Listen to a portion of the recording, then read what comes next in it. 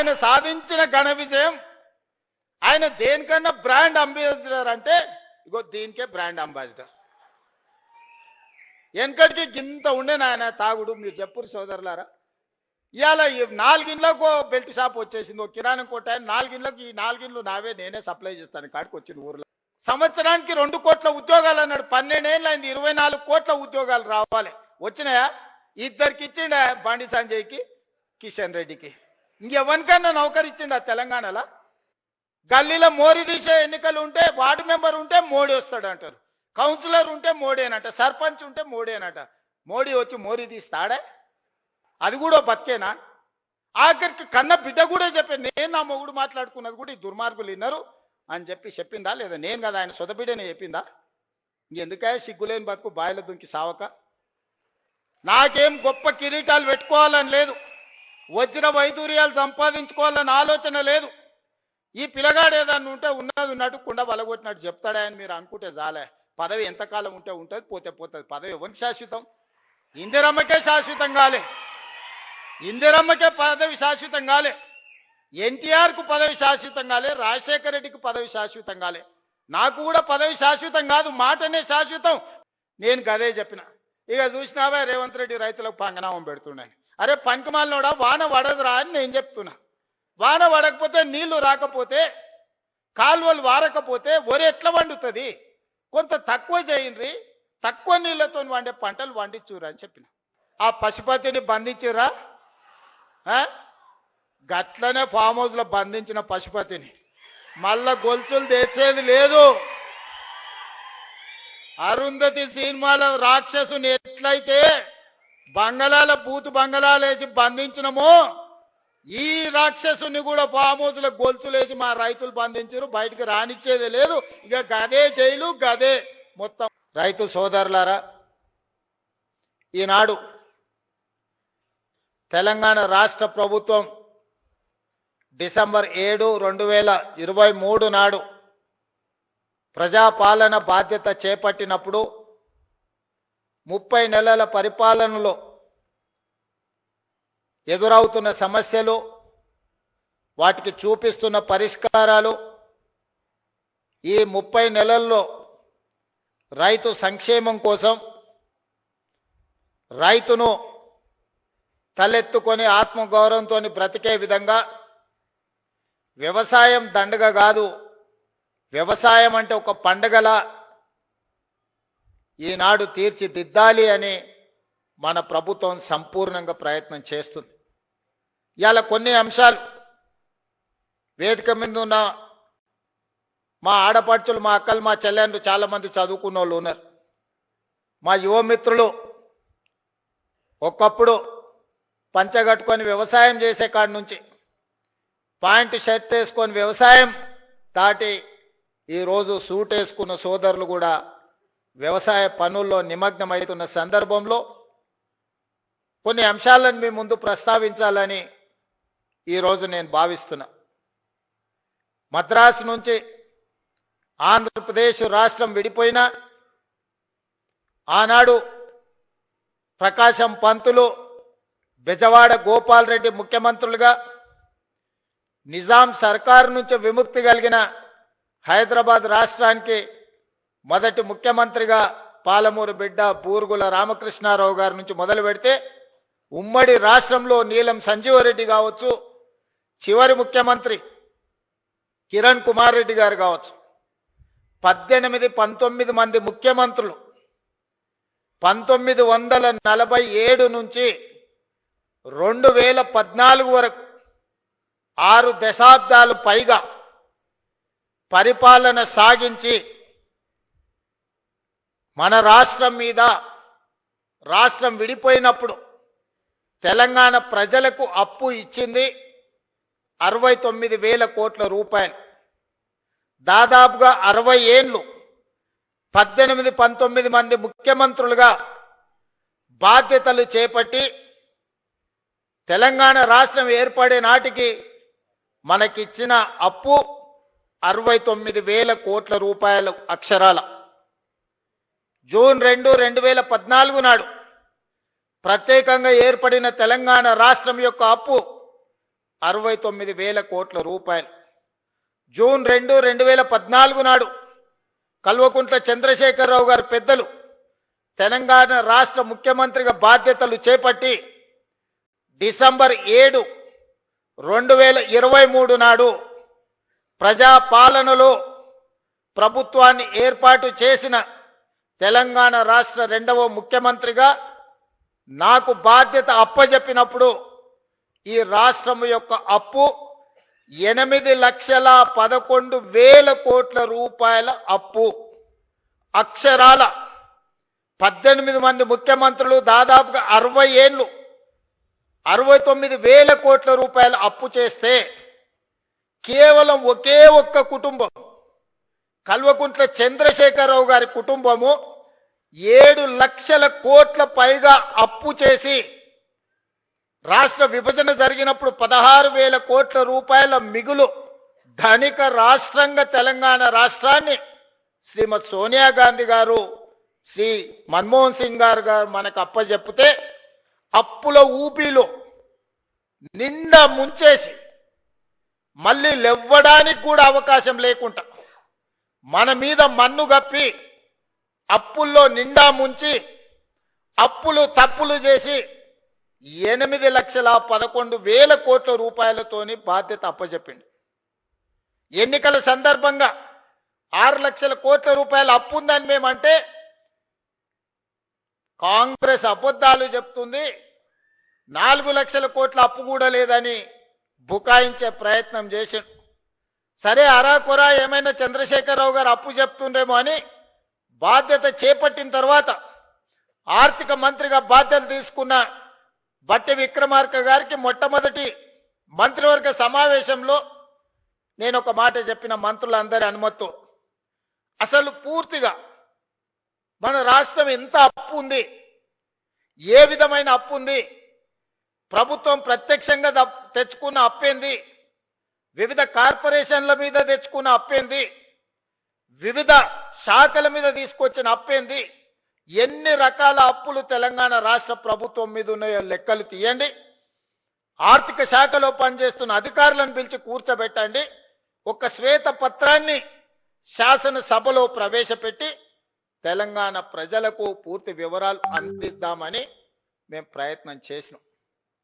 ఇక తవ్వుతున్న కొద్దీ గుట్టల కొద్దీ అప్పులు బయటపడ్డాయి.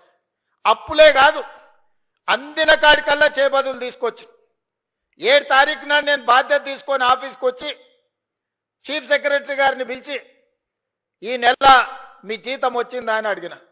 మా జీతం ఎక్కడిది సార్, నెల చివరికి కానీ వచ్చే పరిస్థితి లేదు, అది కూడా ఇన్స్టాల్మెంట్లలో ఇస్తున్నారు సార్. వెనకటికి ఎప్పుడో మేము టీవో ఫ్రిడ్జో కొనుక్కునేది ఇన్స్టాల్మెంట్లలో, ఇప్పుడు మా ప్రభుత్వ ఉద్యోగులకు 7 లక్షల మందికి మాకు ఇన్స్టాల్మెంట్లలో జీతాలు ఇస్తున్నారని చెప్పాడు. అదేందా ధనిక రాష్ట్రం, ప్రభుత్వ ఉద్యోగులకు కూడా జీత భత్యాలు ఇవ్వలేని పరిస్థితి అంటే ఇది ఇయ్యాలగా సార్, ఆయల్లటి నుంచి గిట్లనే ఉంది, మేము ప్రభుత్వ ఉద్యోగస్తులకు జీతాలు ఇవ్వలేని పరిస్థితుల్లో తెలంగాణ రాష్ట్రం ఉందని చీఫ్ సెక్రటరీ గారు చెప్పారు. ఇది వాస్తవం. అందుకే ఆ రోజు స్పష్టంగా చీఫ్ సెక్రటరీ గారికి చెప్పిన, ప్రభుత్వం అంటే యజమాని, యజమాని తన దగ్గర పనిచేసే వాడికి 1 తారీఖు నాడు జీతం ఇవ్వకపోతే ఆ యజమాని మీద పనివాడికి అసలు భరోసానే ఉండదు. భరోసా ఉండడమే లేకపోవడమే కాకుండా పని చెప్పాలంటే కూడా యజమానికి ధైర్యం ఉండదు. సమయానికి రమ్మని అడగాలంటే, లేకపోతే ఆఖరి వరకు ఉండాలంటే హాయిగా నువ్వు లెస్స జీతం ఇచ్చినవు తీయవా, ఇక పొద్దునే రమ్మని అంటున్నావు, నువ్వు నేనేనో అప్పు చేసుకోవాలి, పాల బిల్లు కట్టాలి, పిల్లల బడి ఫీజులు కట్టాలి, ఇట్లా బియ్యం కొనుక్కోవాలి, ఇక నువ్వు ఎప్పుడో ఒకసారి ఇచ్చే జీతానికి ఇంకా పొద్దున్నే రమ్మనేది మళ్ళీ ఇదో పెద్ద పంచాయతీ అనేది అనే పరిస్థితి ఉంటుంది. అట్లా కుదరదు, అట్లా కుదరదు. కష్టమైన జీతాలు ఇవ్వాల్సిందే రిజర్వ్ బ్యాంకుతో మాట్లాడాలని మొదటి ఆదేశం ఇచ్చిన.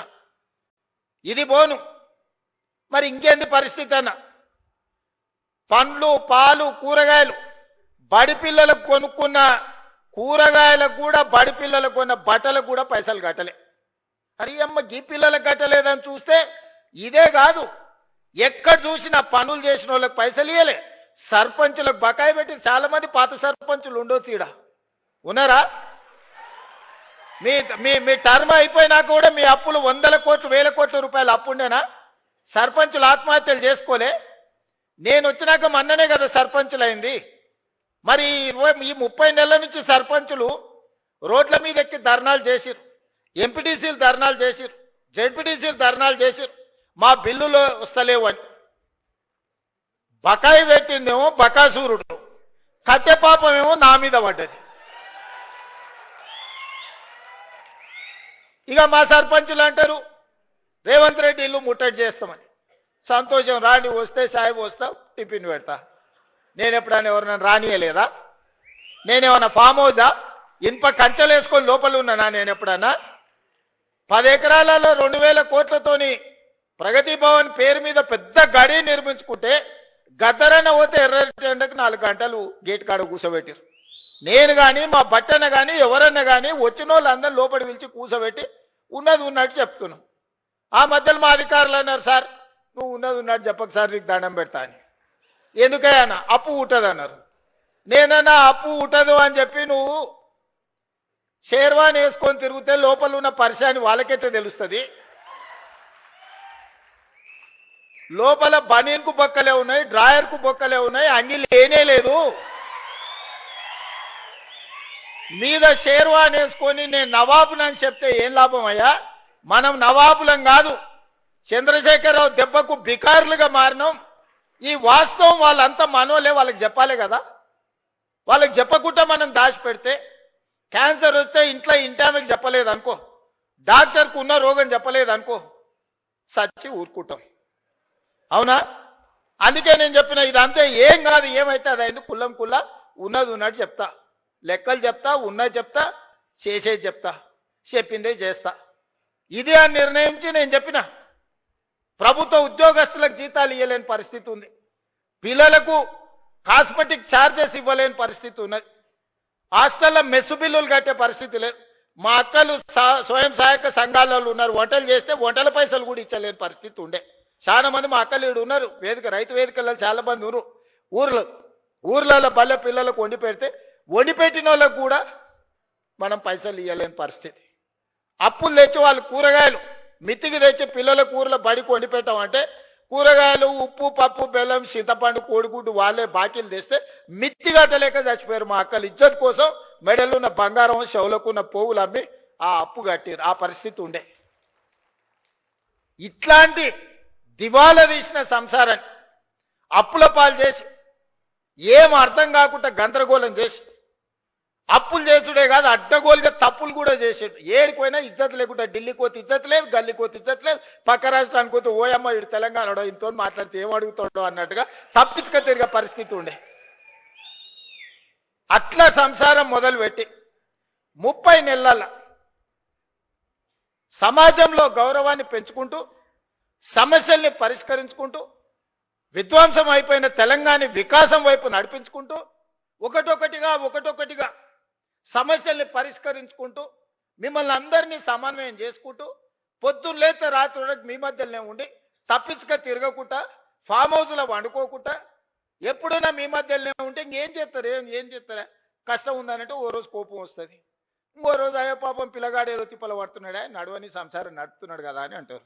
తప్పించుకు తిరుగుతామంటారు, వీడు ఉత్త దొంగోడు ఉన్నట్టున్నాడా, ఎమ్మ దొడ్డకు రాడు, దొంగోడు కాదు అన్నట్టుంది సంసారం. ఇట్లాంటి దొంగోడు ఎట్లా ముఖ్యమంత్రి అయ్యిండా అనుకున్న ప్రమాదం ఉందా?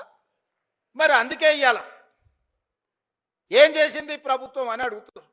నేను సూటిగా కొన్ని లెక్కలు వ్యవసాయానికి రైతుల గురించే చెప్పదలుచుకున్న, మిగతా అన్ని నేను ఈరోజు చెప్పదలుచుకోలేదు. ఎందుకంటే ఇది రైతుల పండుగ, ఇది రైతు వేదిక, ఇది శిల్పారామం కూడా ఒక రైతు వేదికగా మార్చి ఇవాళ మా వ్యవసాయ శాఖ కమిషన్ కోదండ రెడ్డి గారితో సహా మా సభ్యులందరూ ఈరోజు రైతుల కోసం మంచి ఎట్లా చేయాలన్న ఆలోచనతోని ఇవాళ వందలాది రైతు వేదికలలో ఇవాళ మనోళ్ళందరూ కూర్చొని ఉన్నారు. నేను ఇవాళ ఉన్న విషయాలు మీ ముందర చెప్పదలుచుకున్నా.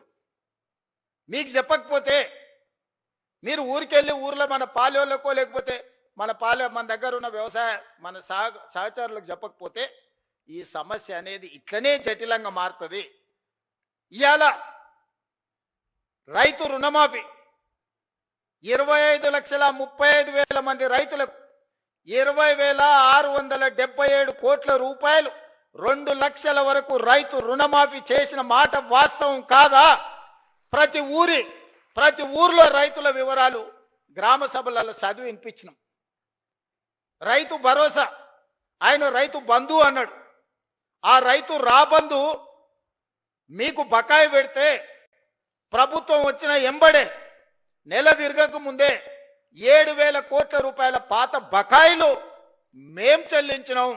రైతు రాబంధు మీ నెత్తి మీద పెట్టిపోతే నేను వచ్చి కట్టిన. ఒడ్లు సివిల్ సప్లైస్ కార్పొరేషన్ కొని బకాయిలు పెట్టిపోతే ఉత్తమ్ కుమార్ రెడ్డి గారు వచ్చి ఈరోజు ఆ ఒడ్ల పైసలు ఆనాడు 2023 నాడు మీకు చెల్లించడం జరిగింది. ఇవాళ రైతు భరోసా 10,000 సంవత్సరానికి వాళ్ళు ఇస్తే 12,000కు పెంచి ఇప్పటి వరకు 27,000 పైచిలుకు కోట్ల రూపాయలు మీ ఖాతాలేసి ఇవాళ మరో 9,000 కోట్ల రూపాయలు వేయడానికి మొదటి విడత 9 రోజుల్లో మీ ఖాతాలో 9,000 కోట్లు వేయడానికి దాదాపుగా రైతు భరోసా మీద ఈ విడతతో కలిపితే 36,000 కోట్ల రూపాయలు ఈరోజు రైతులకు అందించిన చరిత్ర ఈరోజు ఈ ప్రభుత్వానిది. అదేవిధంగా కాంగ్రెస్ వస్తే కరెంటు ఉండదు, కాంగ్రెస్ వస్తే రైతులకి కరెంటు కష్టాలన్నారు. ఉచిత కరెంట్ ఎవరే కనిపెట్టింది? ఈ దేశంలో ఎవరికన్నా రైతులకు ఉచిత కరెంట్ ఇవ్వాలన్న ఆలోచన వచ్చిందా? ఆనాడు డాక్టర్ వైఎస్ రాజశేఖర రెడ్డి చేవెళ్ల నుంచి ఇచ్చాపురం వరకు పాదయాత్ర చేసిన తెలంగాణ రైతాంగం అందరూ కాలిపోతున్న మోటార్లు, పేలిపోతున్న ట్రాన్స్ఫార్మర్లు చూపించి మా రైతుల కన్నీళ్లు తీరవాలే, తెలంగాణ వ్యవసాయం మొత్తం కరెంటు మోటార్ల మీద ఆధారపడ్డ వ్యవసాయం అంటే కాంగ్రెస్ పార్టీ ఎన్నికల మేనిఫెస్టోలో పెట్టి ఉచిత కరెంటుని దేశంలో కనిపెట్టిందే కాంగ్రెస్ పార్టీ. ఉచిత కరెంటు కాంగ్రెస్ పార్టీ పేటెంట్. ఏ సన్నాసన్న ఉచిత కరెంటు మాది అన్నాడంటే మా అక్కలు చీపురు కట్ట మలిపి కొడతారు. ఆ ఎల్ల చాలా మంది అన్నారు ఉచిత కరెంట్ అంటే బట్టలు ఆరేసుకోవాల్సి వస్తుందని. ఇచ్చి చూపించి రాజశేఖర రెడ్డి గారు 2004 ముఖ్యమంత్రిగా ఎల్బీ స్టేడియంలో ప్రమాణ స్వీకారం చేసినప్పుడు 7 గంటల ఉచిత కరెంటుతో పాటు వందలాది కోట్ల రూపాయలు రైతుల కరెంటు బిల్లులను రద్దు చేసి లక్షలాది మంది రైతుల మీద ఉన్న క్రిమినల్ కేసెస్ రద్దు చేసిన సంతకం, మొట్టమొదటి ఫైల్ మీద సంతకం ముఖ్యమంత్రిగా వైఎస్ రాజశేఖర రెడ్డి గారు కాంగ్రెస్ పార్టీ 2004 సంవత్సరంలో సంతకం పెట్టింది కాంగ్రెస్ పార్టీ కాదా? ఇవాళ గుడ్డొచ్చంట కోడిని బెదిరించిందంట. ఈడెవడో వచ్చి మేమిచ్చిన ఉచిత కరెంటుకు నీ ఖాతాలో రాసుకొని కాంగ్రెస్ వస్తే కరెంటు కష్టాలన్నాడు. ఆ ఉచిత రైతు కరెంటుకు ప్రతి నెల మా బట్టి విక్రమార్క గారు ఆర్థిక మంత్రి ఆయనే, విద్యుత్ శాఖ మంత్రి ఆయనే, ఎడమ చేత్తో ఇస్తుండు, కుడి చేత్తో తీసుకుంటూ నెలకు 1,000 కోట్ల రూపాయలు ఇవాళ రైతులకు ఉచిత కరెంటు మీద 30,000 కోట్ల రూపాయలు 30 నెలల బట్టి విక్రమార్క గారు ఉచిత 24 గంటల ఉచిత విద్యుత్ కోసం రైతుల కోసం 30,000 కోట్ల రూపాయలు ఈనాటికి మనం ఖర్చు పెట్టినాం. బోనస్ కింద 4,000 కోట్లు దాదాపుగా ఉత్తమ్ కుమార్ రెడ్డి గారు ఇచ్చారు. వ్యవసాయ పనిముట్లకు ఈరోజు తుమ్మల నాగేశ్వరరావు గారు 2,000 కోట్ల రూపాయలు ఖర్చు పెట్టారు. రైతు బీమా దాదాపుగా 3,500 కోట్ల రూపాయలు రైతు బీమా కోసం ఈరోజు మనం ఖర్చు పెట్టినాం. సివిల్ సప్లైస్ కార్పొరేషన్ 10 ఏళ్లలో వాళ్ళు కొనుగోలు చేసింది ఎంత? 2.5 ఏళ్లలో మనం కొనుగోలు చేసింది ఎంత? ఒక్కసారి లెక్క పెట్టుర్రి.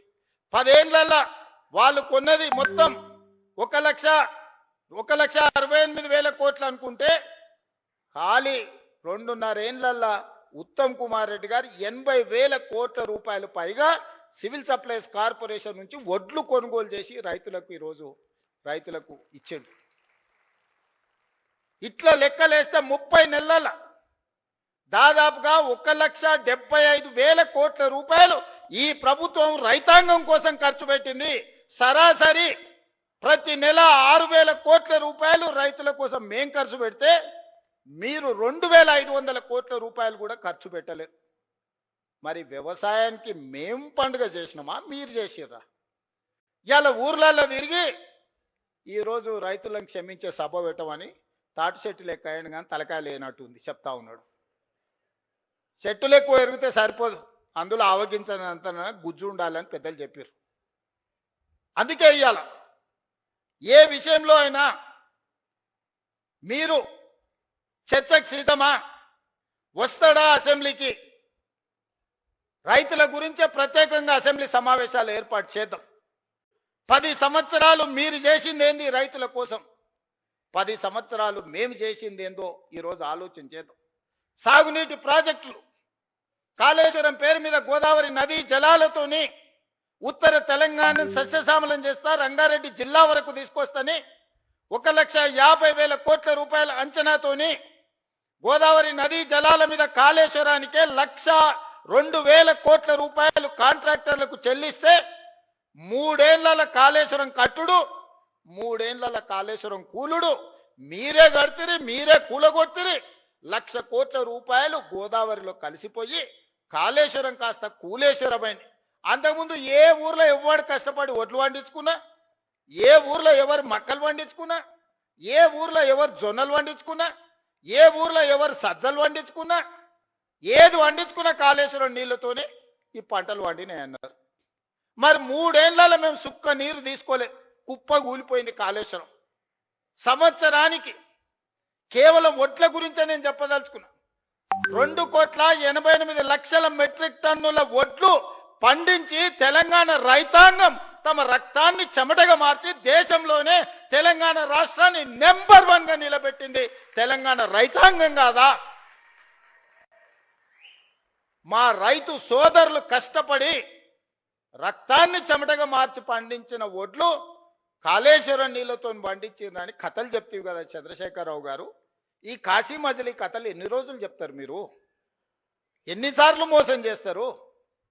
అందరినీ అన్నిసార్లు ఎల్లకాలం మోసం చేయలేరు చంద్రశేఖరరావు గారు.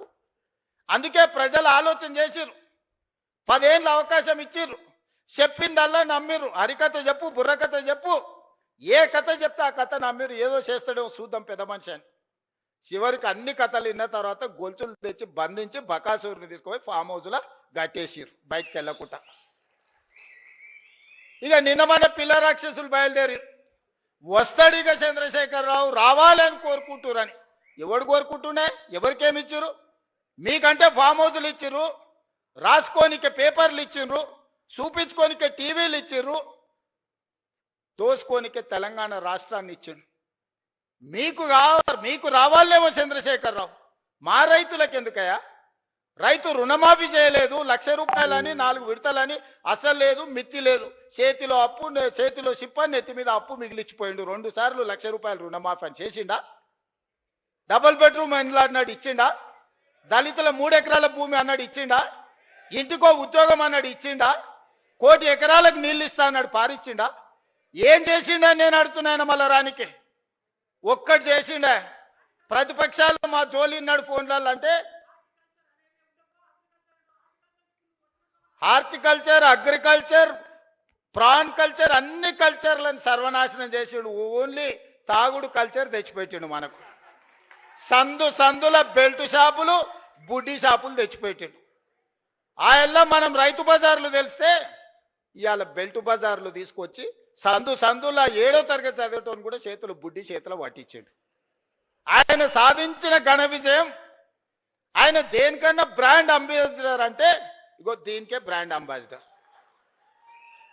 వెనకటికి గింత ఉండే నాయన తాగుడు. మీరు చెప్పురు సోదరులారా, ఇవాళ 4 ఇండ్లకు బెల్ట్ షాప్ వచ్చేసింది. ఒక కిరాణం కొట్ట 4 ఇండ్లకు, ఈ 4 ఇండ్లు నావే, నేనే సప్లై చేస్తాను కాడికి వచ్చింది ఊర్లలో. మా అక్కలు తలకాయ కొట్టుకుంటారు, ఇంటి ఆయన గట్లున్నాడంటే వీడు కూడా గిట్ట తయారైనాడు ఆ పిల్లగాడని. సాయంత్రం 6 కాకముందే గోడలు పట్టుకొని నడుస్తారు 12-16 ఏళ్ళ పిల్లలు. మా అక్కలకు గోస తెలవాలి. ఇంటి ఆయన ఎట్లో అట్లా మోస్తే ఇంకేముందో నా జీవితం అంటే ఇట్లా అయిపోయింది, కానీ నా కొడుకైనా మంచోడు అవుతాడు చదువుకుంటాడు అంటే పిల్లలను కూడా తాగుబోతులను తయారు చేసాడు చంద్రశేఖరరావుని చూసి. ఇవాళ ఆయన వచ్చి ఇంకా ఆయన రావాలి బయటికి, ఆయన కోసం ప్రజలంతా ఉర్రూతలు ఊతుర్రు. ఇక అయ్యగారి కోసం ప్రార్థనలు చేస్తున్నారు అని చెప్తున్నారు వీళ్ళిద్దరు పిల్ల రాక్షసులు గల్లి గల్లీలో తిరిగి. ఇవాళ మీరు ఆలోచన చేయరు, 10 ఏళ్లకే బీఆర్ఎస్ పాలన, 12 ఏళ్ల నరేంద్ర మోడీ పాలన, 2.5 ఏళ్ల మా పాలన మీద చర్చ పెడదాం. ప్రతి పేదోడి ఖాతాలో 15 లక్షల రూపాయలు వేస్తానన్నాడు నరేంద్ర మోడీ గారు. ఎవరి ఖాతాలు వేసిండో లెక్కలు చూపారు. మీరు ఒక్కరి ఖాతాలో 15 లక్షలు వేసిండా? రైతుల ఆదాయం 2 చేస్తా అన్నాడు, వచ్చిందా? సంవత్సరానికి 2 కోట్ల ఉద్యోగాలు అన్నాడు, 12 ఏళ్ళు అయింది, 24 కోట్ల ఉద్యోగాలు రావాలి, వచ్చినాయా? ఇద్దరికి ఇచ్చిండా, బండి సంజయ్కి, కిషన్ రెడ్డికి. ఇంకెవరికన్నా నౌకరు ఇచ్చిండా తెలంగాణలో? చిల్లి గవర్నర్ని ఇచ్చిండా? గల్లీలో మోరీ తీసే ఎన్నికలు ఉంటే వార్డు మెంబర్ ఉంటే మోడీ వస్తాడు అంటారు, కౌన్సిలర్ ఉంటే మోడీనట, సర్పంచ్ ఉంటే మోడీనట. మోడీ వచ్చి మోరీ తీస్తాడే? పెళ్లి పెద్దను చూపించి పిల్లని ఇస్తే పిల్లగాడు సంసారం చేయకపోతే ఎవరిని అడుగుతామే? పెళ్లి పెద్దను చూసి పిల్లని ఇస్తామా? మనందరం వ్యవసాయం చేసిన గ్రామాల నుంచి వచ్చిన వాళ్ళమే కదా. పిల్లగాడు దుక్కి దుంతాడా, లేదా వ్యవసాయం చేస్తాడా, లేకపోతే నౌకరు చేస్తాడా, వీడు ఎంత సమర్థుడు అని పిల్లని ఇస్తాం. కానీ పెళ్లి పెద్ద గట్టోడు పెళ్లి పెద్దను చూసి పిల్లని ఏమంటే చెప్పు తీసుకొని కొడతారు వాడు రేపు సంసారం చేయకపోతే. బీజేపీల గతి గట్లుంది. నిన్నమాని ఒక ఆయన వచ్చిండు, నవీనో నమోనాను, ఆయన పేరు ఏందో నాకైతే మొత్తం తెలియదు. కానీ ఆయన వచ్చి చెప్తుండు వచ్చేది మాదే అని. ఏంది వచ్చేది మీది? పన్లీగులో పట్టించాలి.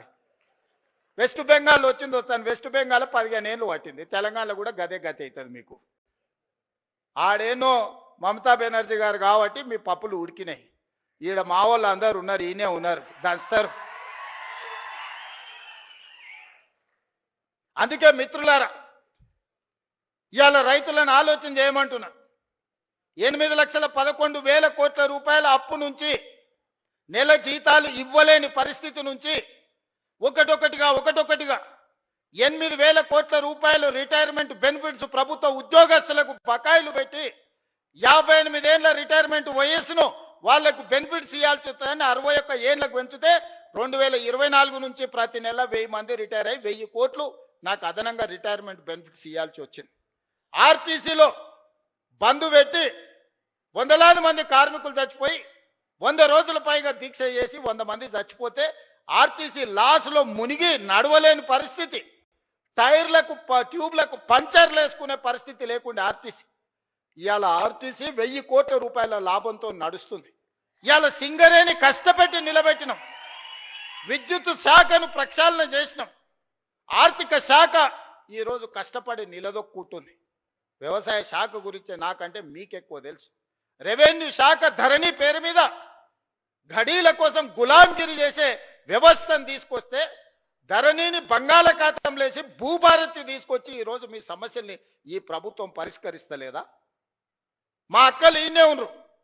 ఆ ఎల్ల అమ్మగారింటికి పోవాలన్నా, అమ్మవారిని దర్శించుకోవాలంటే అయితే ఇంటి ఆయనని అడగాలి, లేకపోతే పిల్లల్ని అడగాలి. బస్కి రాయి బిడ్డ, అమ్మని చూసి వస్తా అంటే ఇప్పుడు నువ్వు ఏముంది అమ్మ నీకు, దసరాకు వదువుగాని అనేటోళ్ళు ఉగాదికి అడిగితే. ఇవాళ ఇంటి ఆయన బావి కాడిపోతే అక్క బస్ ఎక్కి చక్క పోయి అమ్మని చూసి మళ్ళీ వచ్చి ఎప్పటిలాగా వంట వండుకుంటా ఈటీవీ మా టీవీ సీరియల్ చూస్తుంది. అక్కలారా మీరు చెప్పండి, మీ తమ్ముడు ముఖ్యమంత్రి అయినప్పటి నుంచి ఎవరన్నా మిమ్మల్ని ఒక్క పైసనన్నా బస్ కిరాయి అడిగినరా? అక్క ఒట్టేసి చెప్పురి, 7 కన్నా ఎవరన్నా అడిగిర్రా? ఉచితంగా బస్సు ఇవ్వలే అక్క మీకు అందరికీ? 11,000 కోట్ల రూపాయలు మీ తరఫున ఆర్టీసీకి నేను కడితే ఇవాళ 1000 కోట్ల రూపాయల లాభంతో ఆర్టీసీ నిలబడ్డది. మా అక్కల్ని అందరినీ ఆర్టీసీ బస్సులో మారాన్నులాగా పోతుంటే ఆటో వాళ్ళని రెచ్చగొట్టి ఆర్టీసీ ఆడబిడ్డలకు బంధు పెట్టురని ఆటో డ్రైవర్లను తీసుకొచ్చి మీ మీద ధర్నా చేయించాం. చెప్పిరుగుతుందని చెప్పిన ధర్నా చేయించినోనికి మా అక్కల దగ్గర పోయారంటే ఇరుగుతుంది, ఏషాలు ఏ కూర మూసుకొని ఇంటికి కోరానంటే అందరు ఎక్కడోళ్ళు అక్కడ పోయారు.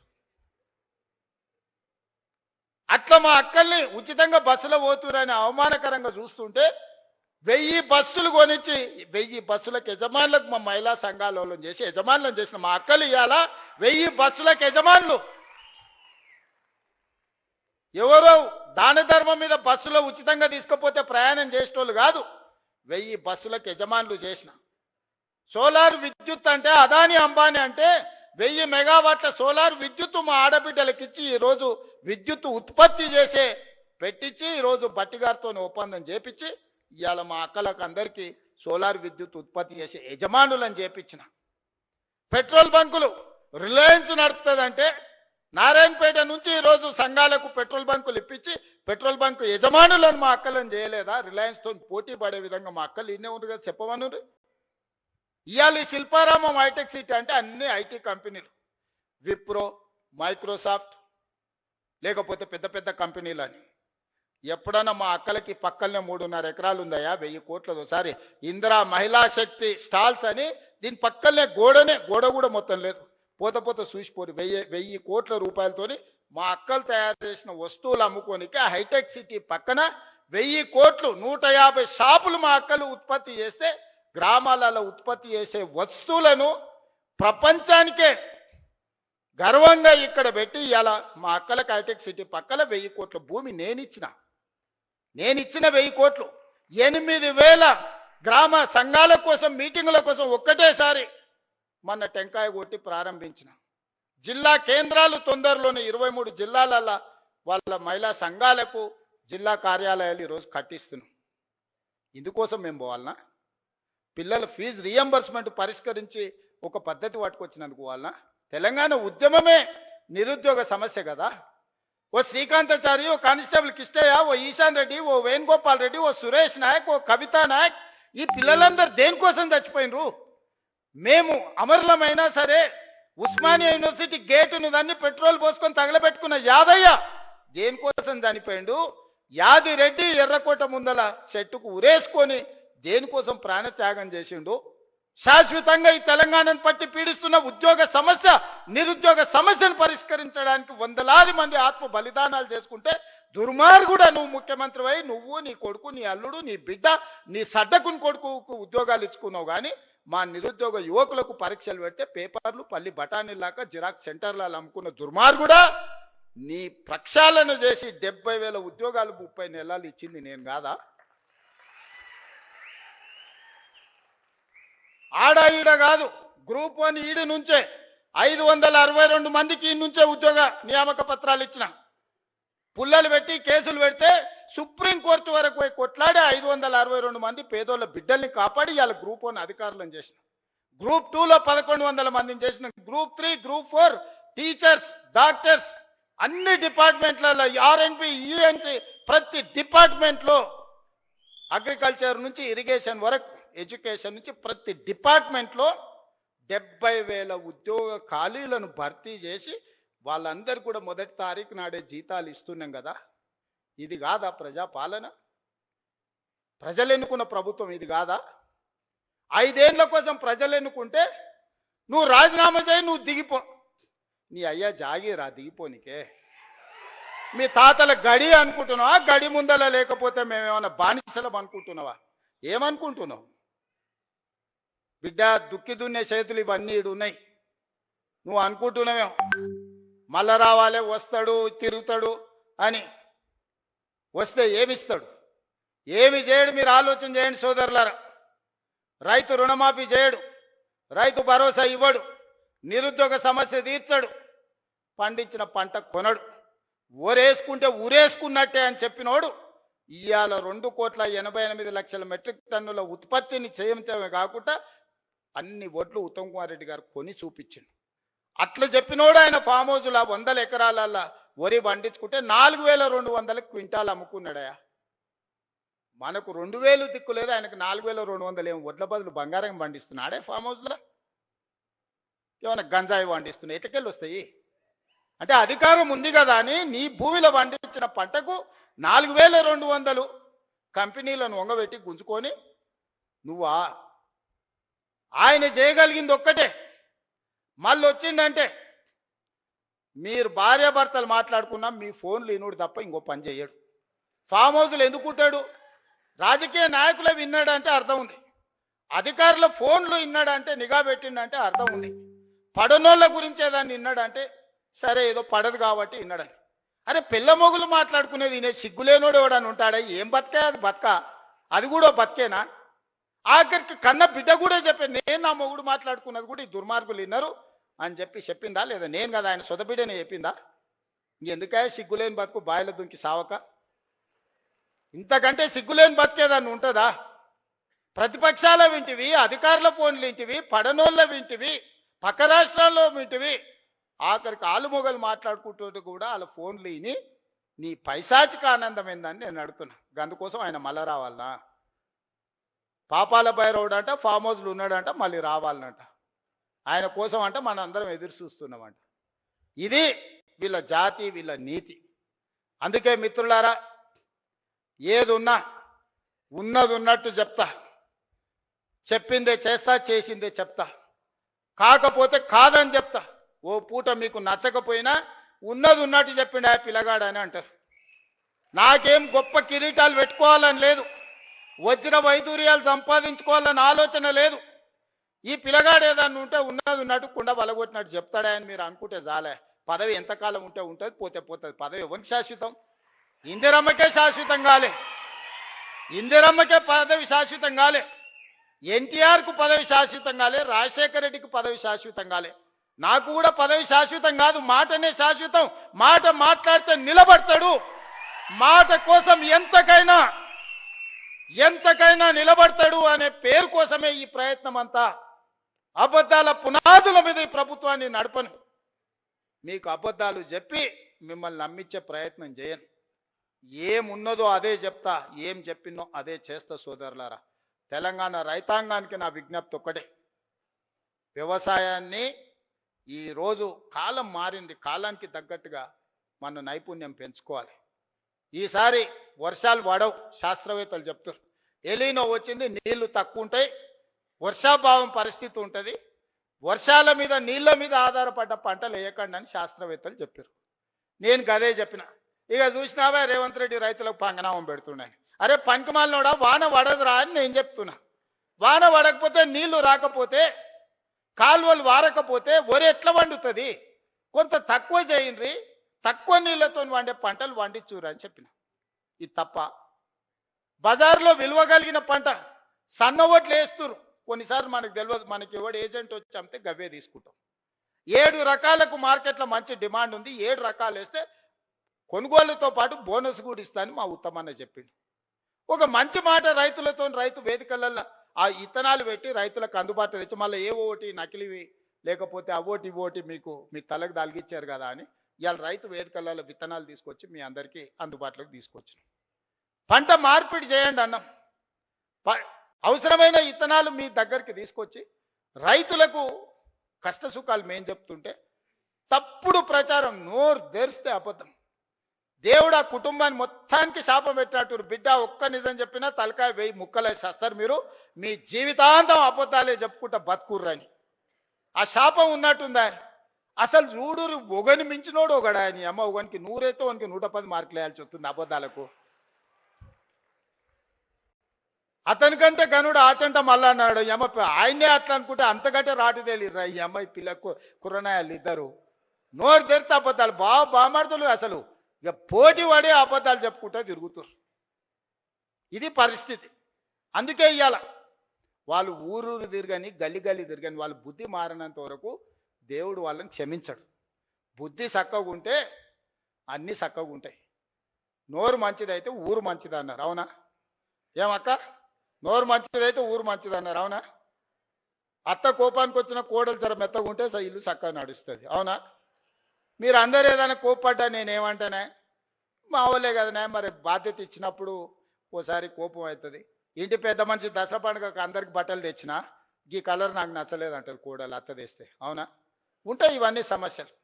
గంతెందుక మా అక్కల్ని అడగదలుచుకున్నా, బతుకమ్మ సీరియల్ యాడ్ ఉండే అక్క, వాళ్ళు ఇచ్చినాడు బతుకమ్మ సీరియల్ అయితే జొన్నసేన కాడ పిట్టలకు భయపడనికే కట్టేది. ఇవాళ మనం ఇచ్చిన ఇందిరమ్మ సీరియల్కో మా అక్క మా పెద్దమ్మ మంచిగా కట్టుకొని వచ్చి, పండుగ నాడు మా తమ్ముడు ఉన్నట్టున్నాడు అని చెప్పి మా తమ్ముని కలుగుతా అని పండుగ పూట చీర పెడితే సారే అనుకుంటుంది పుట్టింటోళ్ళు పెడితే. ఇవాళ నేను పెట్టిన సీరియల్ కట్టుకొని మా అక్కలు వచ్చారు సంతోషంగా.